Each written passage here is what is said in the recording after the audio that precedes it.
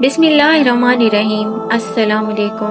تہجد اللہ تعالیٰ کی طرف سے ہمارے لیے ایک ایسا بند دروازہ ہے جو صرف تہجد کی عبادت سے ہی کھلتا ہے۔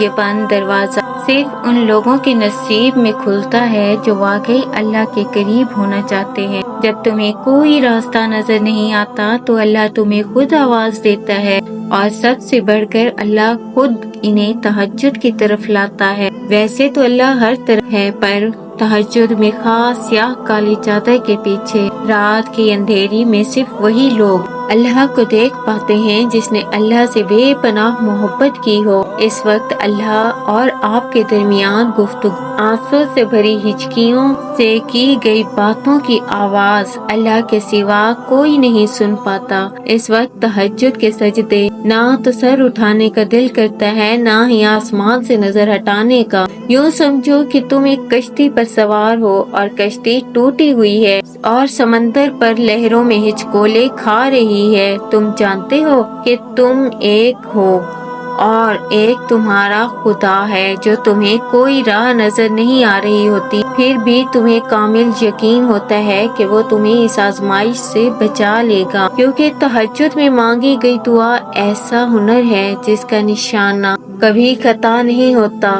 جب تمہیں سرد راتوں میں اپنا گرم بستر چھوڑ کر اس کے سامنے اس کی سب سے لاڈلی عبادت تہجد کے لیے کھڑے ہوتے ہو نا، تو وہ تمہیں دیکھ رہا ہوتا ہے۔ پھر کچھ درد سنایا جاتا ہے اور دعا کے لیے بے جان ہاتھوں کو اٹھایا جاتا ہے۔ جب سارا غبار باہر نکل آتا ہے تو سکون کی عجیب سی کیفیت طاری ہو جاتی ہے، جیسے سارے دکھ کسی نے اپنے اندر جذب کر کے روح کو آزاد کر دیا ہو۔ اللہ سے کی گئی وہ ایک ملاقات، وہ ایک گفتگو ساری الجھنیں سلجھا دیتی ہے۔ تہجد کی نماز تک پہنچ جائیں تو سمجھ جائیں کہ اللہ نے تمہیں اپنے بہت قریب کر لیا ہے۔ تہجد کے وقت اٹھنے والا بہت خوش نصیب انسان ہوتا ہے جو انسان اپنے بستر کو چھوڑ کر اللہ کی بارگاہ میں حاضر ہوتا ہے۔ تم اس کے لیے اپنی نیند قربان کرو اور وہ تمہاری جھولی نہ بھر سکے، ایسا تو ممکن ہی نہیں۔ تہجد کی ایک دعا ساری زندگی بدل سکتی ہے۔ جب بندہ گڑ گڑا کر اپنے رب سے دعا کرتا ہے تب اللہ بھی دعاؤں پر کن کہہ دیتا ہے۔ آپ کوشش تو کریں اللہ سے دوستی لگانے کی، اور جس دن آپ کی دوستی اللہ سے ہو جائے گی نا تو یقین مانے آپ کو کسی کے پیچھے بھاگنا نہیں پڑے گا۔ اس لیے نماز پڑھو، تہجد پڑھو اور اللہ سے دوستی کر لو۔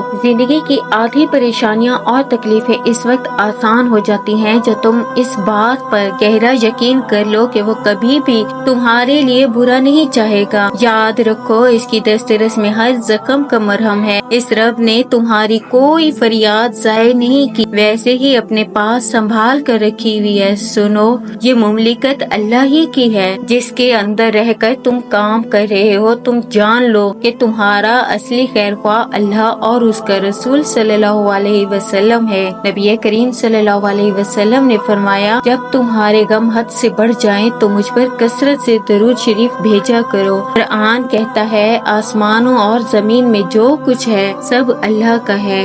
تم اپنے دل کی باتیں خواہ ظاہر کرو یا چھپاؤ، وہ سب جانتا ہے۔ یاد رکھنا وہ رب تمہیں سن بھی رہا ہے اور دیکھ بھی رہا ہے۔ یہ تو صرف ایک کن کی دیر ہے۔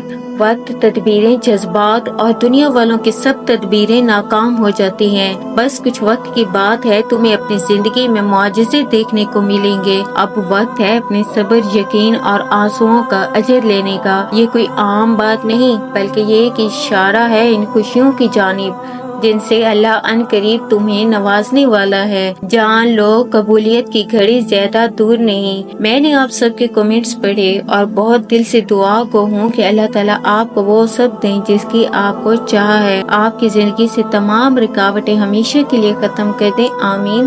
جزاک اللہ۔